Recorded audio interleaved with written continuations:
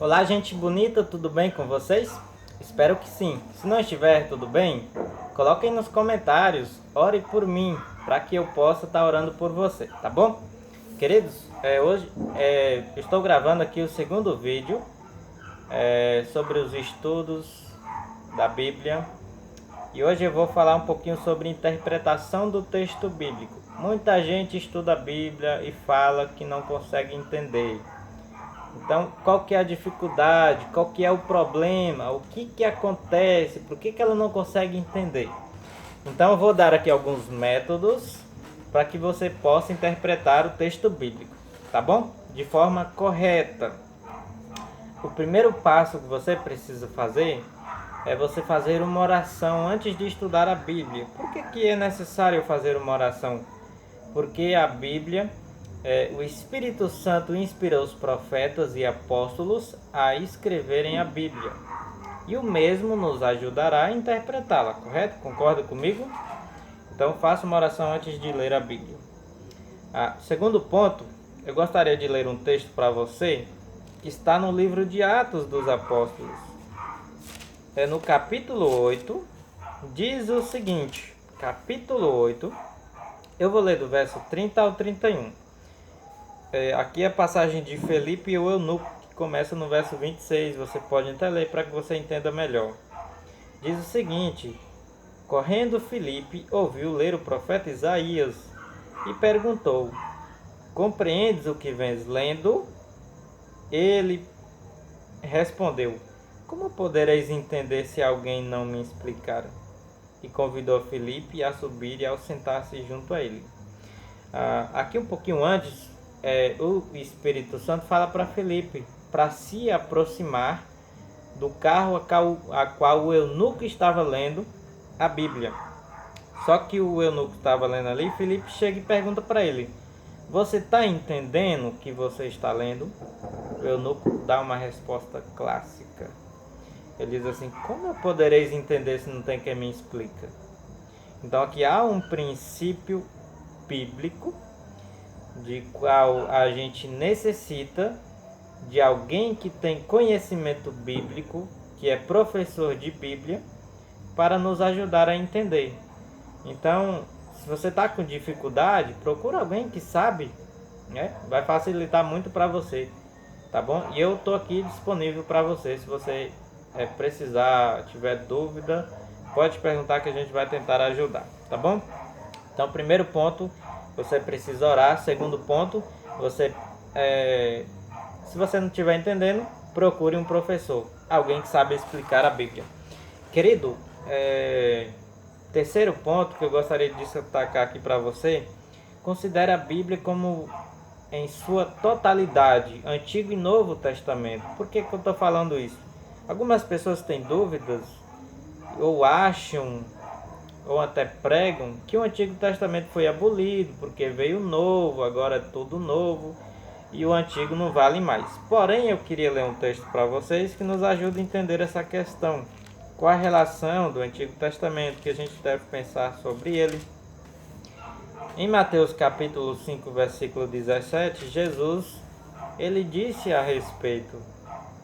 Ele diz o seguinte: não penseis que vim revogar a lei ou os profetas. Não vim para revogar, vim para cumprir. E cumprir aqui é no contexto de obediência, obedecer, não de cumprimento final. Tanto é que em João 15:10 ele guardou a lei. E essa palavra revogar significa anular ou abolir. Então Jesus está dizendo assim: olha, vocês não pensam que eu vim abolir a lei ou os profetas? Então lei às vezes pode se referir à lei dos 10 mandamentos, lei cerimônia e por aí vai. Porém, quando lei, a expressão lei aparece acompanhada de profetas, a expressão lei é uma referência aos 5 livros pentateucos, que é chamado de Torá, que são os primeiros livros da Bíblia, de Gênesis a Deuteronômio. E profetas é uma referência ao restante do Antigo Testamento. Então o que é que Jesus está dizendo? Que ele não veio abolir a lei, mas também não veio abolir o Antigo Testamento. Então considero a Bíblia em sua totalidade. Tanto é que em 1 Timóteo 3,16 é dito que toda a escritura é inspirada por Deus e útil. É útil, tem utilidade, toda a Bíblia, Antigo e Novo Testamento.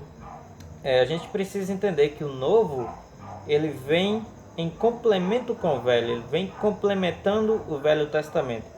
E detalhe, quando Cristo esteve aqui na Terra com seus discípulos, é importante lembrar que o Novo Testamento não estava escrito ainda, ele é escrito anos depois de Cristo, tá bom? Toda vez que o Novo Testamento aparece as expressões está escrito, é uma referência, está citando o Antigo Testamento, porque era o livro, era a Bíblia que eles tinham em mãos, né? Está escrito, nem só de pão viverá o homem, mas de toda palavra que procede da boca de Deus. Então, uma referência ao Antigo Testamento, tá bom? Então, não pense que o Antigo Testamento foi abolido, porque o próprio Cristo diz que não veio abolir, certo? Você precisa deixar que a Bíblia seja sua própria intérprete. Como assim ser a própria intérprete? Existem coisas na Bíblia que são difíceis de entender. Então, quando é difícil de entender, eu não tenho que imaginar, pode ser isso, pode ser aquilo, não. Apocalipse 13, principalmente quando a passagem é simbólica, ela vai dar a sua própria interpretação. Então, Apocalipse capítulo 13 diz o seguinte, vou ler só uma frasezinha para você entender. Vi emergir do mar uma besta. Uau! Então esse texto está dizendo que uma besta vai emergir do mar, das águas, não é? Porque mar é água, tá bom? Besta aqui, a própria palavra besta no Apocalipse, therion, ou no grego therion, significa animal. No livro de Daniel, ele diz que animal significa rei ou reino. Mas eu vou dar só a interpretação da água, tá bom?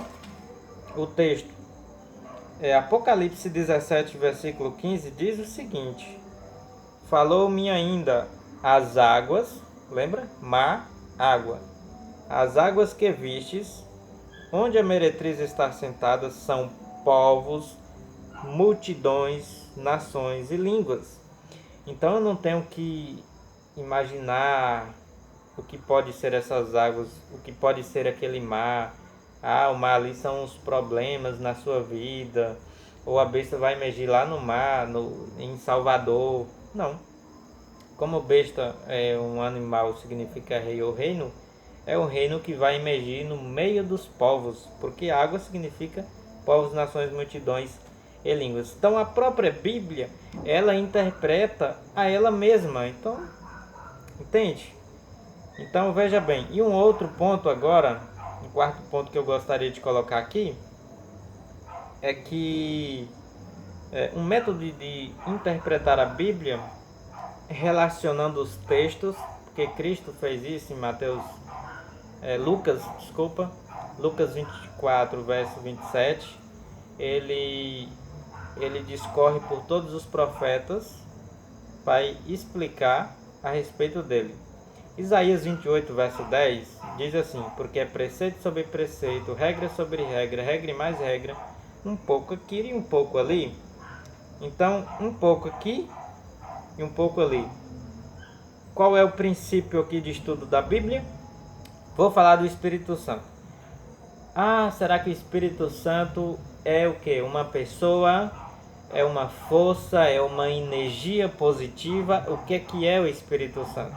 Então eu preciso pegar todos os textos, porque não um livro só não vai falar do Espírito Santo todo, não. Então todos os textos, em cada livro, eu vou pegar todos esses textos que falam do Espírito Santo, relacionar, harmonizar eles, porque cada texto traz uma informação diferente. Há textos que não são claros, outros são claros, vai trazer uma outra informação, e aí eu vou juntando as peças até tirar uma interpretação do que é o Espírito Santo e do que ele faz, qual é o objetivo dele aqui na Terra. Tá bom? Não dá para poder falar todos os métodos aqui, mas eu gostaria de ressaltar um importante. Nós usamos o método historicistas, que considera, cremos que seja o melhor método, né? Porque considera o texto bíblico presente em que o autor escreveu o texto, né? Considera também o que estava acontecendo em que o autor inscreveu, qual era a cultura da época, isso, claro, sem considerar a literalidade do texto bíblico. Então, por que é importante estudar cultura? Lembrando que a Bíblia foi escrita por judeus, né, o povo de Israel, toda aquela coisa ali. Então é necessário que se estude também a história secular, porque a história secular é o palco onde Deus atua, não é na vida do ser humano. Então nós estamos vivendo um momento de pandemia, o coronavírus estão aí, as igrejas fechou, mas houve um momento, inclusive agora, a igreja está aberta, correto? Mas alguns irmãos acabam falando algumas coisas, por exemplo, não permita que o irmão vá para a igreja sem máscara, ou não entre na igreja sem máscara, para que não se contamine. E um dia chegou um casal lá, tinha esquecido a máscara, e eles disseram assim, esqueci, vou voltar em casa para poder pegar, e não entraram na igreja sem máscara. E toda aquela coisa. Vamos dizer que a Bíblia estava sendo escrita nessa mesma época, nesse mesmo tempo. Só para você raciocinar. E que quando se passassem 500 anos, 1000 anos, esse coronavírus o pessoal já não ia muito saber sobre ele. Só aqueles que estudam história iam saber sobre o coronavírus. E aí, quem sabe daqui 1000 anos surgisse a igreja da máscara, não é? Não é assim que acontece nos dias de hoje? Um abre a igreja ali com entendimento, o outro abre com outro entendimento. Não é assim que acontece? Então, quem sabe surgiria a igreja da máscara. Então, qual seria o argumento da igreja da máscara? Olha aí, irmãos, talvez tivessem um debate com outra pessoa. Tanto é que a irmã aqui disse o seguinte, para não permitir que o irmão entrasse na igreja sem máscara. E se você olha um outro texto que diz o seguinte, que chegou um casal lá e que eles lembraram que estavam sem máscara. Tanto é que eles não entraram na igreja sem máscara, eles tiveram que voltar para poder pegar e entrar na igreja com a máscara. Mas digamos que o outro irmão é alguém que é um estudioso, alguém que estuda a história secular e sabe sobre a história do coronavírus, mas ele pode dizer assim, não, mas essa passagem aí, o uso de máscara na igreja, ela foi determinada para um tempo específico, porque aquele tempo o povo estava vivendo um coronavírus, uma pandemia, uma epidemia, e a ideia de usar máscara na igreja era para que não se contaminasse, tanto é que diz aqui, não vá para a igreja sem máscara para não se contaminar, e era até limitado a quantidade de irmãos para que ninguém se aglomerasse ali na igreja e não houvesse contaminação. E um outro detalhe também é que as pessoas, até para ir para a rua, usavam máscara, trabalhavam usando máscara por causa do vírus. Então esse seria um argumento de alguém que estudava a cultura da época, e o outro argumento é alguém que não conhecia a cultura e estava pregando ali um texto fora de contexto. É importante entender o texto dentro do seu contexto, porque o texto fora do contexto vira pretexto. Então o que é o texto? O texto é a narrativa. E o que é o contexto? É o que está acontecendo dentro do texto. Então você precisa fazer pergunta para o texto. O que é que está acontecendo? Então eu não vou pegar um verso isolado e querer determinar o que já está nele. Então é importante que se leia o que vem antes e o que vem depois daquele texto isolado. E para finalizar, eu gostaria de dizer uma coisa para você. Não defenda doutrinas baseadas em parábolas ou textos simbólicos. Isto é um erro gravíssimo, é um erro metodológico. Então, é necessário entender que as passagens fáceis interpretem as passagens difíceis. E nunca faça isso. Nunca faça a defesa com doutrinas baseadas apenas em parábolas e em textos que são simbólicos, que aí você vai cair num erro, tá bom? Queridos, é isso, a gente vai finalizar para não ficar muito grande o vídeo, tá bom? Deus abençoe você e até o nosso próximo vídeo. E não se esqueça de se inscrever no meu canal, deixar o seu like e ativar o sininho para que você receba os próximos vídeos, tá bom? E qualquer dúvida, pode colocar nos comentários que eu vou tentar te ajudar. Abraço, fico com Deus. Até o próximo.